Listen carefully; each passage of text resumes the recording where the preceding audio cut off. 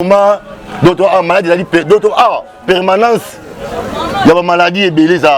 Donc, tout ça, les maladies permanentes. Donc, tous allez protéger les lots comme côté. Ceux qui ont le virus, sont les lots. En tout cas, tu fait belé couteau. Il y a ceux qui respectent ces mesures-là. Et respecter ces mesures, c'est pour l'intérêt d'abord individuel, c'est pour l'intérêt personnel.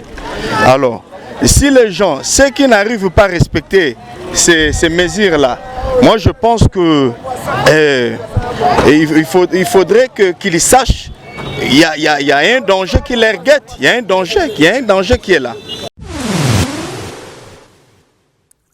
Depuis que le président de la République, Félix-Antoine Tshilombo, avait parlé et décrété l'état d'urgence sur tous les territoires congolais, nous ne sommes pas encore convaincus que la maladie existe. C'est ce qui nous fait défaut.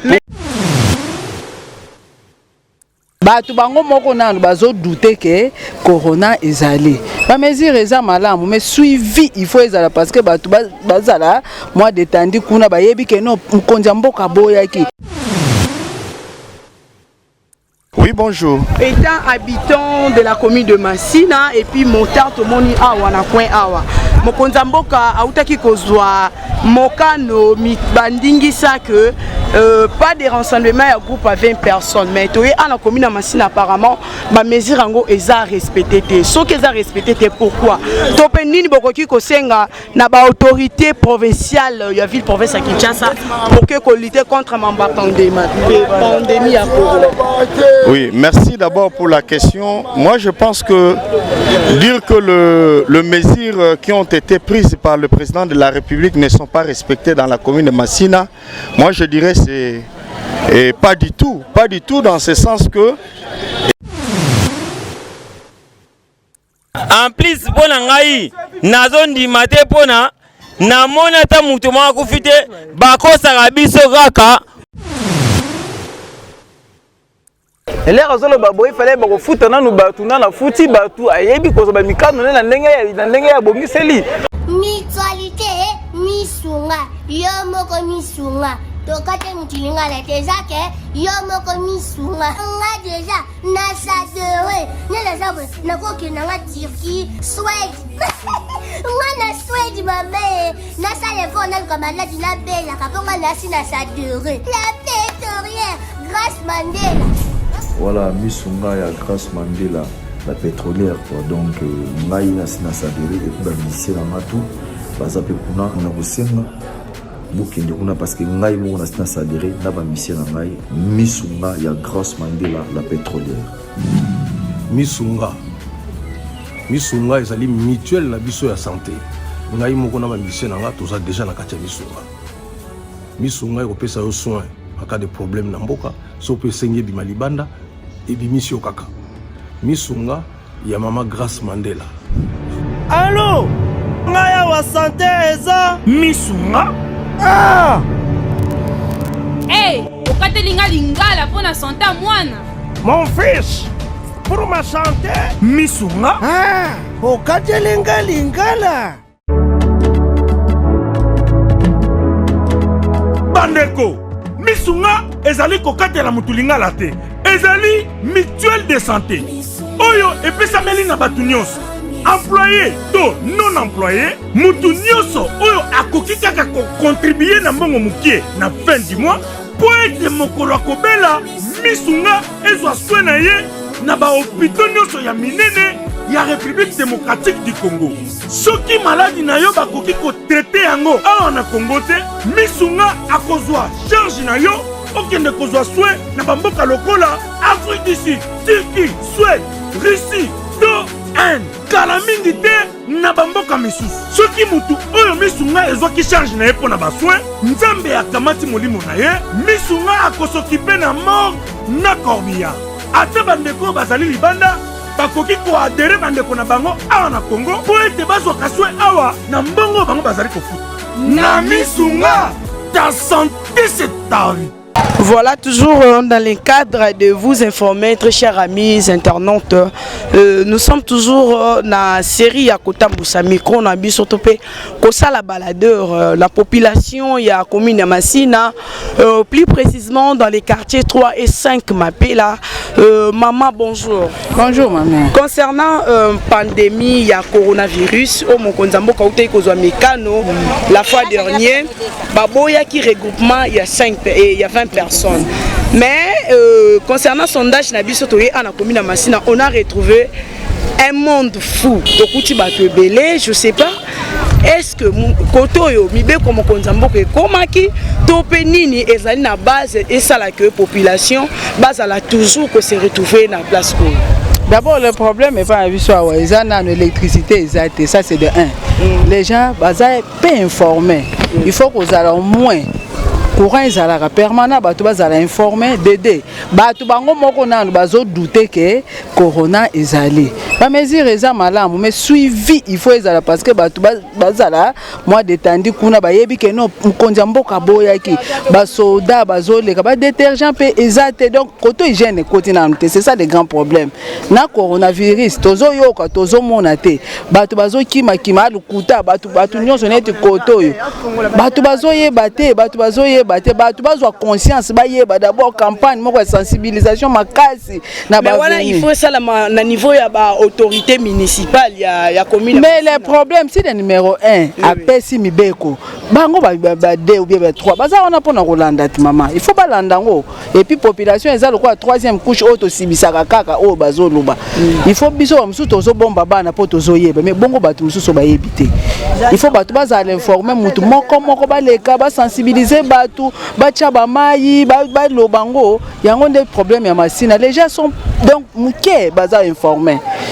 Merci beaucoup maman. OK la mukilité o ezali tanzambe bilako ya lakaki elinge kukwana yenda pesa ilaka bato nzambe balele pana nzambe ayoko mawa na yo maman za na posa ba fongola ba église ben oui na ba église bakangi te eza pour un moment balobi ekozonga la maladie o eleka na maladie ezali likamu bilaka na nzambe yoko leka kaka ya yebi ana mukilito za bato mibale lokola ba compagnie mibale satana zala makamuna nzambe pe azala makamuna ye o mu PPE satana nda kotisi parce que lela na batron nzambe ne likamwe ko sala nini e ko sila mu PPE ko leka pa biso na Congo tozo lele pa na nzambe toujours nzambe ko yoka mawana biso ko sala nini ende likamwe ko sila likamwe to zala ngo likamwe nzambe to lela na se nzambe ayoka biso mawa.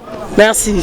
Micro Nabiso, nous sommes ici en direct de la commune de Massina, plus précisément dans les quartiers 5 Mapela, où nous sommes venus prendre les points de vue de la population, toujours dans les cadres. Évidemment, vous allez voir boni bandeko ya commune Massina, vous allez respecter mibeko ya mokonzamboka te parce que bapesi ordre plus de 20 personnes.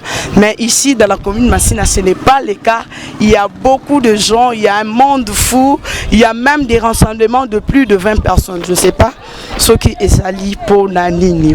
Ok, voilà, fidèles amis internautes, comme je vous l'avais bien annoncé au début de mon émission, que nous sommes ici en direct de la commune de Massina, où nous sommes venus prendre les points de vue de la population vivant dans ces coins, voilà, par rapport aux décisions que le chef de l'État, Félix Antoine Tshisekedi Tshilombo, avait pris la fois dernière concernant le regroupement de 20 personnes. Mais ici, dans la commune de Massina, ce n'est pas le cas. Je ne sais pas qu'est-ce que la commune de Massina ou la population de la commune de Massina, est-ce qu'ils ne sont pas informés ou quoi? Par rapport à la mesure Wana, voilà, fidèles amis internautes, dans le cadre de vous informer, parce que c'est notre devoir de vous informer. Vous informer, c'est notre devoir. Vous êtes là pour nous toujours d'informations. Vous allez coller Namboka Nabiso République démocratique du Congo. Papa, bonjour. Oui, bonjour maman. Yamassina. Quartier. Nécessairement quartier Mingi Tobenga Kango Mapela. Voilà papa, par rapport à la décision Oyo Mokonzamboka, autaki kozwa concernant la pandémie à coronavirus Oyo ezali kotungisa monde entier mobimba Oyo ebomi bamboka ebele ebomi ba population ebele na bamboka ekeseni. To yebite en République démocratique du Congo Mokonzamboka lobaki regroupement il y a 20 personnes témoins, ce qui est contraire à Wanakata commune à Massina apparemment ba mesure yango eza respecté. Pourquoi eza respecté topé pourquoi ni likanisini bokoki ko bakisa na bakonzamboka enfin que ba mesure yango ezala appliquer na kati ya population ya Massina. Oui, merci beaucoup pour vos questions. Nécessairement, je suis aussi peuple parce que je suis concerné dans la masse, mais il s'avère que nous, la population, depuis que le président de la République, Félix Antoine Tshilombo, avait parlé et décrété l'état d'urgence sur tous les territoires congolais, nous ne sommes pas encore convaincus que la maladie existe. C'est ce qui nous fait défaut. Pourquoi? Mais au fur et à mesure, quand nous dormons, il y a toujours des cas qui s'augmentent à chaque jour. Oui, vous savez, le problème c'est quoi? Par rapport à la mentalité du peuple congolais, c'est un peuple qui est beaucoup distrait. Les respects ou les principes d'hygiène qu'on a décrétés, nous ne les respectons pas. Alors, il s'avère tout simplement de multiplier encore les mécanismes ou les mesures qui peuvent nous contraindre. Premièrement, l'État doit s'en charger par rapport à l'émission de la police. La police ne jouerait pas totalement son rôle. Pourquoi? Parce qu'on a interdit les regroupements ou la masse. Alors la police doit à tout moment intervenir pour disperser les gens qui se regroupent quelque part. Et de deux, nous devons aussi, nous, peuple congolais, respecter les principes d'hygiène. Et des fois, lorsque nous sommes à bord des véhicules... Même si respecter les principes d'hygiène là, mais quand nous sommes ici, nous avons retrouvé des routes dans l'état de délabrement. Je ne sais pas, qu'est-ce qui est à la base? Est-ce que vos autorités municipaux viennent ici faire des descentes sur terrain ou ils viennent encore faire des enquêtes dans leur quartier de juridiction? Oui, merci beaucoup pour cette question. Moi-même qui suis devant vous, j'ai été impliqué dans les rôles ou la profession Kinbopeto. Je vous dis, les chefs de l'État avaient une vision laquelle pouvait nous aider sur la ville de Kinshasa. Mais en réalité, les autorités municipales ne font pas totalement leur devoir. Nous sommes dans un état de délabrement des routes totalement. Et lorsque même vous circulez à bord du boulevard Lumumba, vous trouverez qu'il y a des immondices par-ci par-là et les travaux ne se font pas comme il faut. Alors, tout ce qu'on avait donné comme moyen, les autorités municipales ont détourné. Là, nous ne pouvons pas manquer à la haute voie. Alors tout ça, les travaux ne se font pas comme il faut et par rapport à la vision du chef de l'État. C'est pourquoi nous demandons au chef de l'État que la suivi devrait se faire premièrement au niveau de la commune et nous descendons au niveau du quartier et même sur la rue avec les chefs de la rue. Et ce n'est pas le cas. Et puis en vérifier pour savoir les fonds qui ont été disponibles pour ces travaux ont été bénéficiés aux travailleurs ou pas. On n'en disconvient pas jusque-là. Pourquoi? Parce qu'il n'y a pas la suivi. Alors suite à cela, nous voulons que la suivi puisse être à la loupe. Et de deux, que la population puisse avoir les mécanismes d'hygiène qui a été décrété pour notre santé meilleure. Maintenant, par rapport à ça, que dites-vous, ou soit quelles sont des conditions ou des idées que vous pouvez ajouter aux autorités de la ville concernant la pandémie de la coronavirus et surtout ici dans la commune de Massina? Quelle sera votre idée par rapport à ça? Comment est-ce que vous pouvez aider le gouvernement provincial de la ville provinciale de Kinshasa par rapport à ça? Oui, merci beaucoup pour la meilleure question. L'intervention à moi concerne premièrement les autorités municipales. Elles doivent premièrement respecter les injonctions données par les chefs de l'État. Pourquoi je l'ai dit? Lorsque vous parcourez toute la commune de Massina ou lorsqu'ailleurs vous trouverez que les mécanismes décrétés par les présidents de la République ne sont pas respectés. Pourquoi? Vous trouverez par exemple les magasins qui ne pouvaient pas vendre sont ouverts. Alors, on a dit tout simplement qu'on pouvait vendre ceux qui peuvent nous aider comme sécurité alimentaire. Et à part ça, nous voyons des plastiques et consorts, des accessoires qui ne sont pas nécessaires pour nous pendant cette période. Et en dehors de ce que je parle, nous voyons aussi les immondices partout, par-ci, par-là. Alors, il s'avère que les autorités municipales ne parviennent pas à aider les chefs de l'État à atteindre sa vision. Là, nous ne pouvons pas en manquer à dire. Donc, elles ne font absolument rien. Les autorités de la ville. Oui, les autorités de la ville. Oui. Alors, nous commençons d'abord avec le gouverneur de la ville qui doit faire une suivi à la loupe pour aider tout simplement que la vision du chef de l'État puisse être matérialisée. Et en dehors de ça, nous, la population, nous devons aussi être attentifs à respecter les injonctions qui sont émanées des autorités municipales et consorts. Est-ce que vous ne voyez pas que non, pour lutter contre la pandémie de la coronavirus, c'est une affaire de tous? Oui, c'est une affaire de tous. Mais qu'est-ce qu'il s'avère pour nous? Nous voyons que pour que nous, le peuple, puisse comprendre la réalité, il faut d'abord une mesure de contrainte. La mesure de contrainte doit être assumée par la police.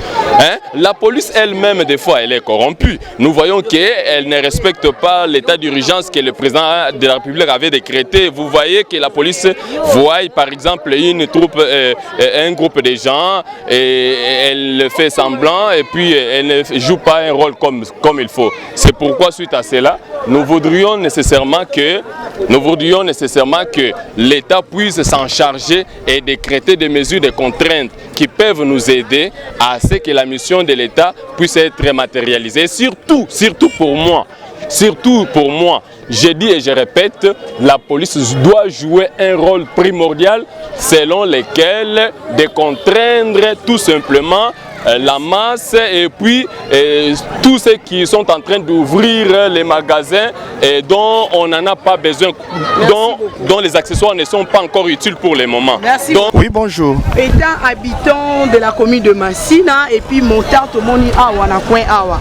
Mokonza mboka autaki kozwa mokano bandingisa que pas de rassemblement à groupe à 20 personnes mais toi à la commune de Massina apparemment ma mesure ango eza respecté ce qu'ils ont respecté pourquoi topenini bokoki kosenga na ba autorité provinciale ya ville province à Kinshasa pour que lutter contre ma pandémie à Congo. Oui, merci d'abord pour la question. Moi je pense que dire que les mesures qui ont été prises par le président de la République ne sont pas respectées dans la commune de Massina, moi je dirais c'est pas du tout dans ce sens que il y a ceux qui respectent ces mesures-là. Et respecter ces mesures, c'est pour l'intérêt d'abord individuel, c'est pour l'intérêt personnel. Alors, si les gens, ceux qui n'arrivent pas à respecter ces mesures-là, moi je pense que il faudrait qu'ils sachent il y a un danger qui les guette, il y a un danger qui est là. Maintenant, quel sera votre appel par rapport aux autorités provinciales de ville-province de Kinshasa à choses vécues ici dans la commune de Massina? Bon, moi je pense que à ce qui concerne les autorités provinciales, à ce que vous avez vécu ici dans la commune de Massina, il y a d'abord un service de la police qui a été, n'est-ce pas, mis en... S'il vous plaît. Oui. Il y a un service de la police qui a été, n'est-ce pas, mis à la disposition pour ceux qui ne vont pas respecter ces mesures. Alors, c'est pour dire que ceux qui ne vont pas respecter ces mesures-là, la police est là pour faire son travail. Et ce qui a été dit par les autorités, c'est déjà dit. Ce n'est plus, n'est-ce pas, aux autorités de venir, aux autorités de venir, de descendre sur le terrain pour vérifier et voir ce qui se passe. Les mesures sont respectées ou les mesures ne sont pas respectées. Donc la police est là pour accompagner ces mesures-là et que ces mesures soient bel et bien respecté. Merci beaucoup. Merci à vous. Donc voilà, fidèles amis internautes, je pense que dans le cadre de vous informer de notre émission sondage dans toutes les communes de la ville-province de Kinshasa, ici nous sommes dans la commune de Massina, plus précisément au quartier 3. Voilà, chers amis internautes, toujours dans les séries de notre micro-baladeur, Tozali Kozwalelo, ma point de vue, il y a Moutou Moko Moko Oazana Kati, il y a population, topé la population à commune à Massina par rapport il y a des mesures de prévention. Oyo Mokonzamboka, Félix Antoine Tshisekedi, Chilombo, Azwaki la fois dernière. Papa, bonjour. Bonjour, maman Nabiso. Nous sommes commune à Massina, quartier 3, n'est-ce pas? Ok. Papa, concernant les mesures de prévention, au Mokonzamboka, à Outaki Kozwa, pour lutter contre la pandémie, il y a coronavirus, oyo et dérangé. Monde entier, mon pimba, lelo, comme déjà presque dans 91 cas en la ville province à Kinshasa. Est-ce que la commune à Massina, les mesures de prévention, elles ont respecté ou pas? Ce qu'elles ont respecté, Nini Boroki Kosenga na Mokonzamboka, enfin que la commune à Massina, elles ont épargné le virus, il y a coronavirus. Bon, merci maman pour la question posée. Et ça, vraiment, question est malamu. Tant que Mokonzamboka a qui décision, tu vas bien mekoana que a épargné la population oyaye na bolingo oya zalaka nango wana. Oui, bindenge ya lobelaka, makamunda kuma makamuna ye. Alors, tu as une décision na ye, ba dire très meilleur jusqu'à présent, une très meilleur. À quelqu'un de l'école, c'est bon, c'est plus que l'école kuna ba ko propager maladie na mbangu mbangu. Ba compagnie ba diminuer effectif na compagnie, c'est bon. Ça malam. Mais et loko toza ko mona mabe pona nini? Biloba loba ba tu mususu ba loba pona premier virus oyo. Virus oyo za ko boma eza vérité, eza ko boma ya solo. Côté yango utanga ta documentaire wana ba na Chine, na province wana. Na moni kutu ba yo pesinga micro balader. Mais kuna ba to boyango. Non, baloba balongolango. Vous comprenez? Mais awa bazo mona ke ya malokuta. Na éviter ceux qui ba lingi ba mona ki za vrai ba mona nini. L'information sur la télévision. Est-ce que par rapport il y a un groupe et puis il y a été à délabrement. Est-ce que vous avez la ligne de causalité ou que maladie et s'est propagée plus facilement en la commune à Massina? Oui maman. Talaka qui tout ça interview na yo. T'as la population de est-ce que va respecter 1 mètre? Va respecter 1 mètre. Non. Baza peine. Donc awa il fallait vraiment Batouba les capots na conscientiser Batou. Pour conscience à Batou non, maladie avec 1 mètre c'est normal. Awa, t'as la balabala on dit zali. Ceux qui t'as la balabala on dit t'as la. Bon on va filmer la balabala. T'as la pelle lac na biso ceux là qui raille. Ceux là qu'on a traité éviter ceux là qui ont comme on dit voilà. Le coup c'est une chance boyer beaucoup de temps ici. Pour moi il 3 jours moi ici. Tous allez vraiment d'autres maladie d'autres permanence. Il y a des maladies et belés. Donc, tout ça, les maladies permanentes à donc, tout ça, protéger les locaux de côté. Ceux qui ont le virus, sont les locaux. En tout cas, tu as fait belé koto. Il y a un bon cannabis, ça le baki, peut-être le baki, ça le baki. Ouais, le coquille, et si c'est ce que autorité provinciale, la ville provinciale. Bon, gouverneur Nabiso. Aïe. Gouverneur Aïbigaï, assez yao. Mais Kinshasa a fait un lancement qui est na presse, est-ce qu'on a na boulevard? Maman, je vous dis la vérité. Ah, tout le monde attend ni au nani député provincial, au député national, au Songolo. Grâce à ce qui est commis le droit de la bataille, vous avez un balier, c'est balier. Ce qui est commis la propagande, bah mbango. Pour. Vous avez les lois de bango. Ah, engin. Pour le bureau, choisir tracteur moko. Mais on les autres dépendent de la chef à Unatra et ça. Non, on a traité. Le gouvernement provincial. Oui. Tout le monde est bourgmestre na biso. À ça comment on a rail. À ça mon Massina tout sain. Comment on a rail. Mais à ça la musala kin bopé progressivement dans chaque quartier. Alors que les quartiers les lois na Massina loba kiti we Massina ça face. Ah visibilité qualité, vous bango. Ah visibilité de presque de visibilité pour être les gars là Massina est propre, Ah, on va compter on a 4. Ah, on va compter on a 4. Massina, c'est boulevard T. Massina, c'est la 4 Massina. Par contre, ta maman, c'est une boule bêtise. N'a pas na o katanati. On t'a le colobat.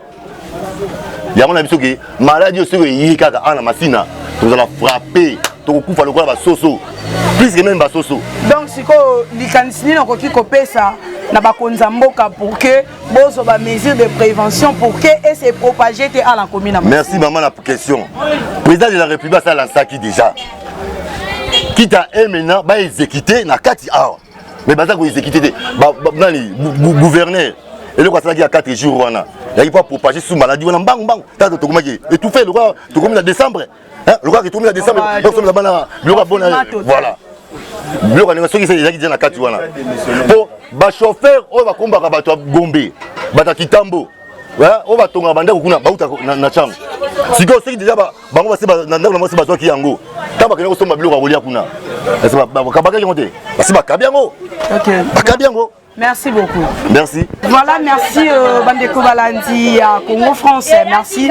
Vous avez tous suivi et puis nous continuons toujours avec notre série de micro-baladeurs. Prendre les points de vue de la population de la commune de Massina. Nous sommes vraiment ici en direct dans les quartiers de la juridiction de Excellence Toussaint Kapoutou, les bourgmestres de la commune de Massina. Population, il y a commune Nayo Bazali qui se plaindre. Je ne suis pas là pour juger le chef de la commune ou encore le chef du quartier. Voilà, papa, bonjour. Bonjour, maman. Tous la commune à Massina. Oui.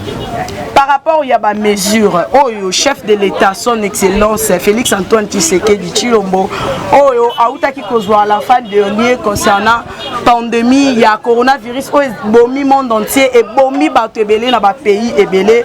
Lelo déjà dans 91 cas à Wanamboka, la République démocratique du Congo. Selon les chefs, il y a une RB Dr Mukembe. Toyebité, on a commis la Massina, bah mesures de prévention, on a. Ils allaient respecter tout, ils allaient respecter.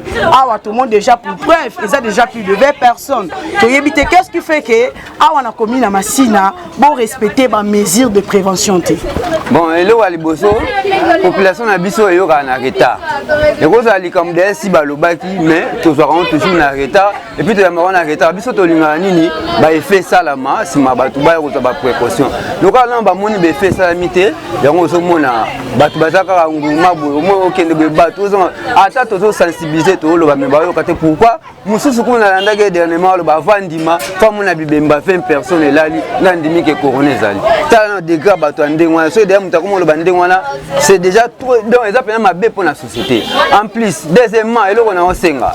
Président Lobaki na chaque commune ba beaucoup mais c'est ba ça tout ba tia ba lave mais na ba point chaud pour na soko maboko na ba savoir oui jusqu'à présent en tout cas na otambula na mona ngati loko monter na regretter est-ce que na ba konza ba na pour sa population de ba na pour sa population te comment président a osé à Kolobaki non bo ça la ba lave mais et ça coûte combien dernièrement na oto la na information na tongwa ba ta Chalina na Angel cosmétique ba oto tika ba savon na ba nini koto ya monene gouverneur na biso Gentini Ngobila mais jusqu'à présent tout le monde a télé au monde est-ce que abombe on anda ko ateka ou bien ba pesi pas à sensibiliser à sa population et là auto regretter troisièmement hausse des prix na landi sous na tongwa ba on ba lobby que non ba to Angel ba désinfectant na tilelo ezaka na même prix au ba ezaki 1000 francs mais tout le monde on comme 800 yes ko tango Angela abika matisi ngote na sa publicité na été bolimbisa mais na solo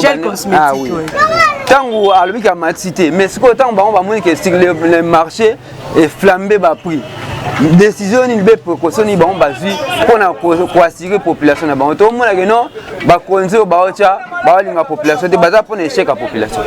Merci beaucoup. Bandeko Balandi, j'espère que toujours na cadre ya micro baladeur na biso to yebisa ki bino ke tozali ko sala toujours sondage kotala boni population ya chaque commune à ville à Kinshasa ceux qui bazali ko respecter ba mesure de prévention oyo mokonza mboka Félix Antoine Tshisekedi Tshilombo autaki ko lancer pour na ko lutter contre pandémie ya coronavirus o ezali ko déranger un bon nombre de la population quinoise, pourquoi pas congolaise en particulier. C'est pourquoi dans le cadre de l'émission Nabiso sondage, c'est pourquoi tu es awa sur terrain ndenge tozali ko annoncer bino pendenge bozali ko mona na bilili chaque population chaque mutu azali ko pesa likanisi na ye concernant pandémie. Papa bonjour. Bonjour maman. Toza na commune na Masina. Oui. Par rapport ya ba mesures de prévention au Mokonza Mboka Félix Antoine Tshisekedi Tshilombo utaki ko pesa pour na ko lutter contre maladie ya pandémie par coronavirus. Les lots on a commis dans Massina dans émission na biso sondage to retrouver il y a plus de groupe à plus de 20 personnes. Et ça les respecter ou qu'est-ce qui est à la base que on a commis dans Massina vous en avez doute par rapport il y a maladie à coronavirus. Merci maman pour la question. Question est bien posée. Ils ont mérité faire la réponse. Et la réponse il y a liboso na loba président à lobby malade des ali. Et biso pe na parle biso toujours respecter mais ce qui est grave au biso tout le monde na commune biso Masina maladie dans le commune noté de toujours que la maladie dans le commune noté biso so na Masina so qui malade de côte c'est-à-dire que to kufa lokola banyama comme preuve binomo bo mona déjà ndenge to zo kanga na Masina Masina na biso meza ma babe vraiment et nazolo bape beaucoup plus pour la Bougoumès to za la Bougoumès mo la Masina wa Toussaint. Le gouverneur a lobby pour la lave de main, tout ce que la maboko. Na éviter ceux qui toussent, ceux qui lave de main, ceux qui savent liquide, ceux qui ont coûté combien par naïe pour acheter la bise pour nous remettre un peu pour prévenir la maladie. Maintenant à côté qui n'a machine à bino nous sommes au CP là qui. Oui, to CP là qui parce que là qui est le gouverneur d'un bourgmestre à Kala. Bourgmestre à Kala, tu es bien mis ça là on sait mais pour le moment en tout cas à ça c'est le logo moroté man la machine à l'issue. Il y a moi to sengi boy na bakonza l'État na bakonza mboka ba eba nani ndenge nini bakoluka ba prévenir de façon que malade côté na Masina té et beaucoup plus na ngina la CP message pas gouverneur de la ville il fallait ba ki oza yumbité o ezali capitale et la niveau ya capitale ndenge za na aval l'air azolo bala batu ba kendo ko somba biloko po azo kanga to po azo meka un peu ko batu ba bimate na banzela.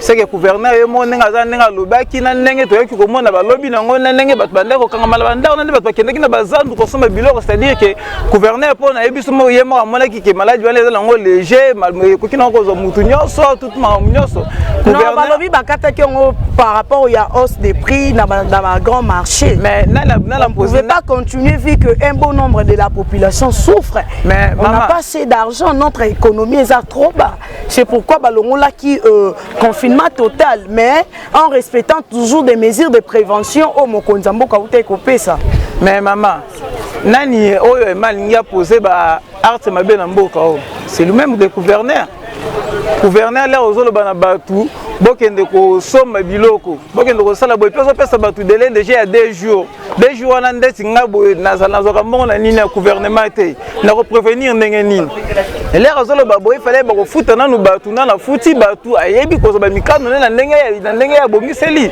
a futi batu te batu ba ko mbongo ndenge ni ba ko somba biloko yem ta luka ki ba biloko alelo se matabongo bon ndenge batu biloko mataki bongo yaka si soki maladie na ezalaki na niveau Masina maladie lingeka kota te maladie lingeka kota parce que batu na ba wenze bakangama ki batu na ba wenze na ba transport na ba raid de bus balaki déjà ko kangama gouverneur nenga zana yene mtalingi maladie oyo ko matina ba niveau soki maladie kota na niveau Masina awa yende gouverneur mutasali ba biloko wa bongo. OK merci sikoyo message no ekoki kozala nini na ba autorité municipaux ya commune ya Masina pe na gouvernement provincial à Kinshasa la lingina yebisa papa Toussaint Boy papa Toussaint to senga ki honneur ko senga pozonga na commune ya Masina to senga ki to povande la biso na bureau te to senga ko kitana sur le terrain au moins na makambo ezoleka na terrain na yo to yebisa ko to papa Bundani papa Toussaint ya vendre la biso na bureau te kotane na ba commune to ana l'insécurité na makasi na niveau Masina bakulu na kutu kolobate mibi kutu kolobate ba criminel ba makambe belese na niveau Masina wana kutu toloba to pesa ba rapport nango au respectant na ngo te vanda nuka na bureau na climatiser no leo pesa ko mupepe wana problème te mettre zo senga na yo boye soko moni ko koka makambu ya maladie oyo te en tout cas avec beaucoup de respect avec nenga to lingela ka wana nenga to zela ka yo papa démissionner na nenga malembe tika na yo vanda no na ndako na bino ole sa bana na otole sa famille na yo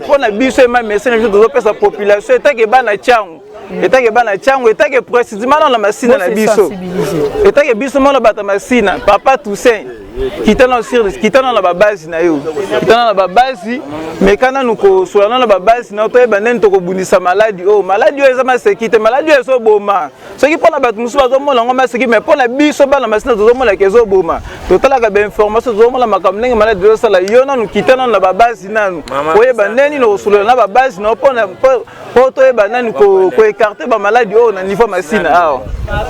Merci beaucoup. Merci. Siko boye bisangai nanu. Félix Sekedi mbongo ba musicien ba tindi. Nyoso ya poto. Ba congolais ya poto ba tindi. Wapi yango to moni yango te. En plus tokende lisusu toloba lisusu yebisa biso mutu wa kufina maladi wa virus Ebola balakisa biso ye coronavirus mutu wa kufina virus wana balakisa biso ye. En plus mbongo wana ndenge yaki nao ba fali batindi ba makelele fali atindi mbongo 10 millions ba makelele atindi 2 millions na bakambo atindi 2 millions yebisa biso mbongo wana nyoso batie wapi bon boye saso virus Ebola ngo mutu oyo akufi nango bako lakisa biso ya ye boka yo sondima te en plus pona ngai nazo ndima te pona namona ta mutu mwa akufi te bakosaka biso kaka ote batu oyo bazokufa bato virus Ebola bazaka na nini na cinquantenaire est-ce ebela ba hôpital eza awa mutu virus Ebola akofanda na cinquantenaire boye biso cinquantenaire eza pona bato mbongo biso toza biso na mbongo te tokende kofanda na cinquantenaire pwani en plus Kisekedi nenga za wana asali na eloko moya mabe nini sala biso soti mouton ozo sala biso pasi awa na mboka ezo bebisa biso mboka tomona telo moko ya malonga zo sala te azwi ba baguette oya 3 mètres ache sikoyo soti mouton yebisa ngai oyo Kisekedi asali aziba baguette ya 3 moutons kombo na ngai za Martin Fayulu yo Martin Fayulu yo soutenir Martin Fayulu nga kombo na Martin Fayulu mama elo na lobinde virus ezali yemo Martin Fayulu ayebi muta yebisi no virus bazolinga bakabola mbongo bango na bango mais na yebiso na mboka virus ezate lukuta soki virus ezali yebisanga ba mama mapa bazosanga na ba 50 personnes bazozwa mapa yebisanga virisanga si bango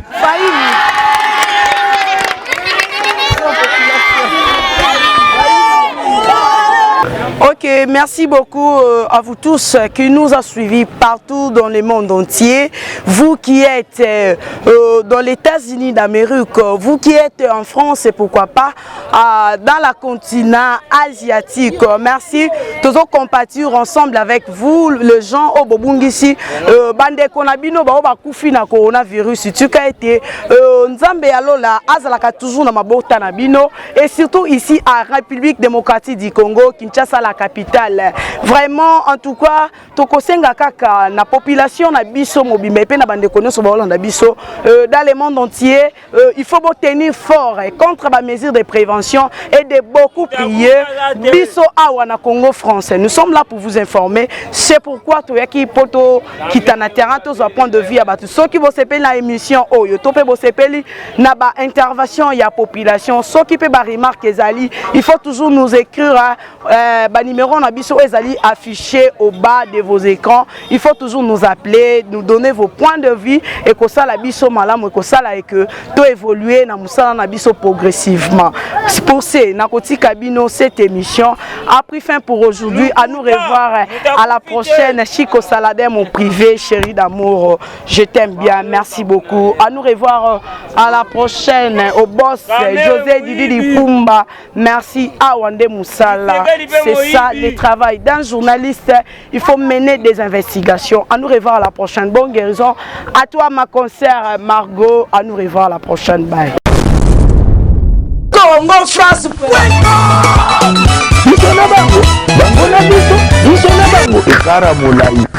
France.com site ya Kolo Masolo ya danger, Masolo ya kitoko. Congo France Congo.